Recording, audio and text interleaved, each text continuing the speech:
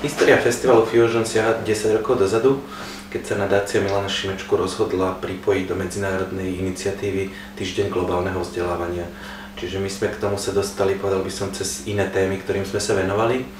A v tom období sme sa začínali zaoberať trošku cudzincami, pretože sme mali pocit, že sú neviditeľní. Za tých 10 rokov sa veľa zmenilo, ale tá istá neviditeľnosť, neznámosť migrantov na Slovensku pretrvala. Ale nikdy sme nechceli robiť festival.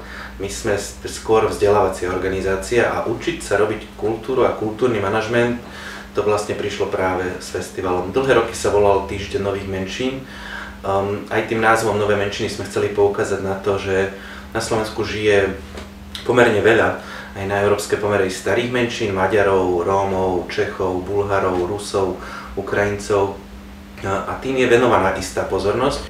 Potom tu žije približne 1% obyvateľov, ktoré vlastne nemá žiaden priestor.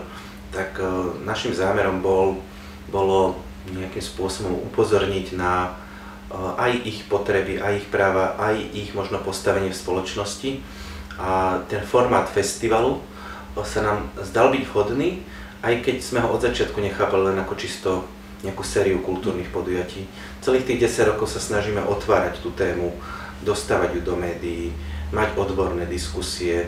Aj preto vydávame festivalový spravodaj, aby to bol aj nejaký priestor pre nejaký kanál pre komunikáciu. A myslím si, že v tomto sa nám veľmi podarilo postupne etablovať ako keby aj tú značku, ale aj tému migrácie na Slovensku. No a za tých 10 rokov sa zmenilo teda veľa aj vo festivale, fakt si myslím, že je to 100-krát profesionálnejšie. Každý rok sme si viac trúfali, ako prvýkrát človek vybavuje filmové práva na zahraničný film, objednáva kapelu z Poľska, organizuje také veľké komunitné podujatie, kde má byť 20 účinkujúcich a podobne. Tak týmto všetkým sme si prešli a dnes dokonca sme dosiahli v jednom momente taký stav, že sme mali 40 podujatí za týždeň, čo už bolo také neúnosné. A tak sme našli možno to miesto a ja ten festival rád dnes volám, že je to taký malý mestský festival. Nie je bombastický, nie je ani zameraný na ako keby mainstreamového návštevníka a diváka, skôr sa snaží byť trošku alternatívny a trošku ísť do hĺbky. Čiže mnohokrát aj ten program je možno trošku náročnejší pre tých návštevníkov.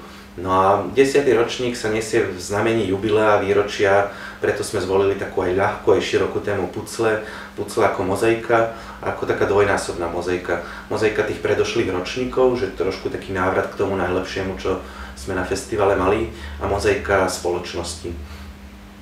Aj tých cudzincov, migrantov, utečencov máme niekedy tendenciu vnímať ako keby ako jednotnú skupinu a oni sa ešte členia na milión drobných dielikov, takže sme sa snažili práve poukázať na čo najväčšiu pestrosť tej migrácie na Slovensku.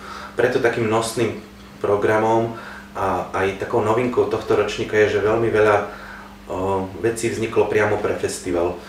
Toto je vec, ktorú sa snažíme z roka na rok robiť viac a viac, nielen prizývať existujúce kultúrne ansámble alebo inscenácie a podobne, ale aj niečo iniciovať. A urobili sme takú mozaiku cudzincov, 10, ktorých sme odfotili, urobili sme krátke profily a nahrávajú sa s nimi aj také obsiahlejšie rozhovory. A chceli sme práve ukázať, že sú to ľudia fakt počnúc Vietnamom až po Peru. Ženy, muži rôznych profesí, rôznych osudov životných. A vernisáž tejto výstavy bude vlastne aj otvárať celý festival. A z takých vecí, na ktoré by som rád upozornil, to sú také dve, by som asi najmasovejšie podujatia. Sú sústredené na víkend, keď bude zároveň prebiehať Bratislava pre všetkých a my chceme sa do toho zapojiť. A chceme trošku aj možno provokatívne tematizovať otázku, čo to znamená mesto pre všetkých, kedy sa mesto naozaj stáva inkluzívne, ak to tak nazveme. Pripravili sme takú väčšiu zónu pre Dobrý trh, ktorý sa bude konať na Jakubáku. Tam bude zameraná na Áziu, ázijská zóna. Bude tam veľa fakt zaujímavostí, ktoré bežne nie je možné vidieť. A potom tradične už rok robíme nedeľné parády v spolupráci s Starou tržnicou. Ich sloganom je Celý svet pod jednou strechou, čo pekne vystihuje myšlienku festivalu. Tak prvá paráda pred rokom bola doteraz najväčšia a myslím si, že táto naša jubilejná paráda bude možno ešte trochu väčšia. Čiže strašne veľa programu sme nachystali do jedného priestoru na jeden deň, na nedeľu, 26. apríla od rána do večera viac menej. Fakt sa dajú stretnúť ľudia z celého sveta, z rôznych komunít, z rôznych kultúr, tak na to by som osobitne všetkých pozval.